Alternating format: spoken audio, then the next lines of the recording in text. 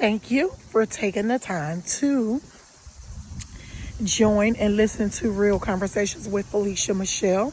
The purpose of my conversation this morning is to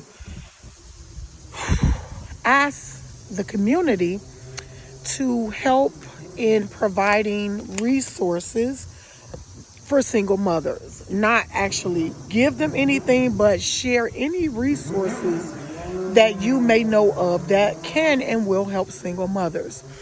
There are resources out here that I'm very grateful for, like TANF, food stamps, Section 8, affordable housing, which can take years and years and years and years and years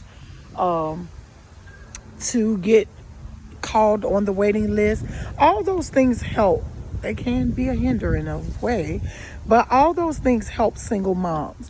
But I am looking for more in-depth resources that can help single mothers survive out here in this hardcore, rough, expensive cost of living world that we live in. I am a single mom. I have two children. One is an adult now, one is 17, approaching young adulthood. I will not consider him grown until he's age 25. And I know when I was younger, and even now, as a middle-aged mother, their fathers are partially involved. They help when they can. As far as my 17-year-old, I don't know if I'll say help when they can, or do they just help when they feel like it? I don't know. But I know there's a lot of mothers out there who have this same issue.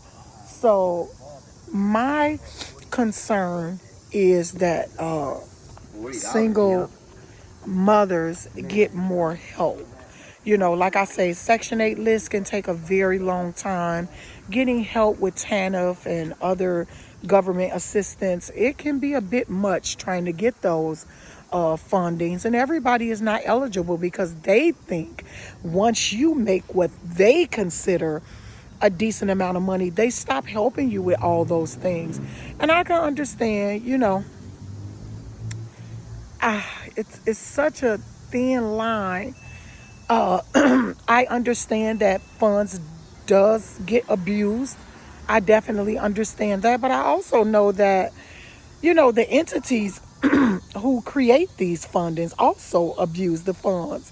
So let's give it to the people who need it the most, not the people who are already rich. So back to the subject, if you can share any resources that you may know of that actually helps single moms, I would greatly appreciate it, because this is what I've discovered.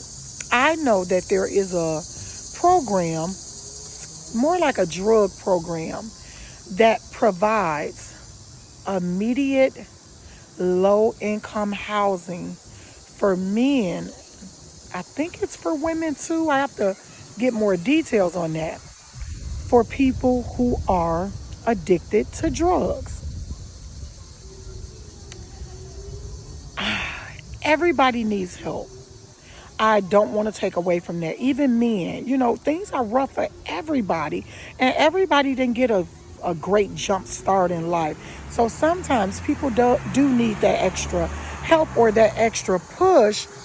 But it's just odd to me that you have to be on drugs to be able to get certain help. Why aren't those funds or help so not readily available for single mothers? It will give them a chance to have their children in better schools, better neighborhoods. They'll be able to live better and do more for their children if they had that type of help. The rent out here has tripled. It is almost impossible to live on minimum wage income and still be able to afford rent, bills, extracurricular activities, household products, utilities, feminine products, be able to take care of your kids effectively, efficiently, with so much to do and pay. So I understand why people who are addicted to drugs need that extra help, but so do single moms. So make it as readily available to them.